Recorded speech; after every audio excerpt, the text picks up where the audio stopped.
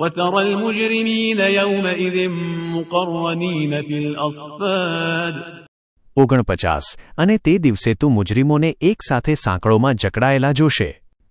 તફસીર: જે માણસ દુઃખ અને અઝાબમાં હોય તે જો બીજાઓની ચીસો અને પીડા પણ સાંભળે તો તેનું દુઃખ વધુ વધી જાય છે. જેવી રીતે ખુશી માણસને આનંદ આપે છે તેવી જ રીતે ખુશ લોકોની વચ્ચે રહેવું વધુ આનંદ આપે છે. આ કારણથી કુરાન કહે છે કે અલ્લાહ સમાન વિચાર અને સમાન રસ્તાવાળા લોકોને એકસાથે ભેગા કરશે. ગુનેહગારોને દોઝખમાં અને નેક લોકોને જન્નતમાં રાખવામાં આવશે. ઈમાનવાળાઓની સંતાનોને પણ તેમની સાથે મિલાવી દઈશું.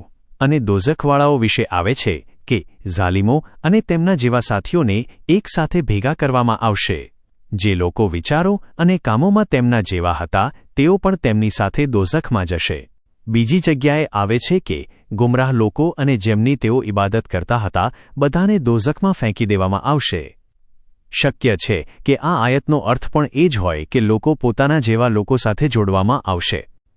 કયામતના અઝાબોમાંથી એક અઝાબ એ છે કે ગુનેહગારોને બેડીઓ અને જંજીરોમાં બાંધી દેવામાં આવશે. આ વાત કુરાનની ઘણી આયતોમાં આવી છે, જેમ કે તમે ગુનેહગારોને બેડીઓમાં બંધાયેલા જોશો, તેને પકડી લો અને બાંધી દો, જ્યારે તેમની ગરદનોમાં તૌક લોખંડની બેડીઓ હશે. ગુનેહગારોને બીજા ગુનેહગારો સાથે અથવા શૈતાનો સાથે જંજીરોમાં બાંધવામાં આવશે, એટલે કે તેઓને એકબીજા સાથે બાંધી દેવામાં આવશે. કેટલાકના હાથ બાંધવામાં આવશે, કેટલાકના હાથ અને પગ, અને કેટલાકના હાથ, પગ અને ગરદન બધું જ બેડીઓમાં બાંધવામાં આવશે.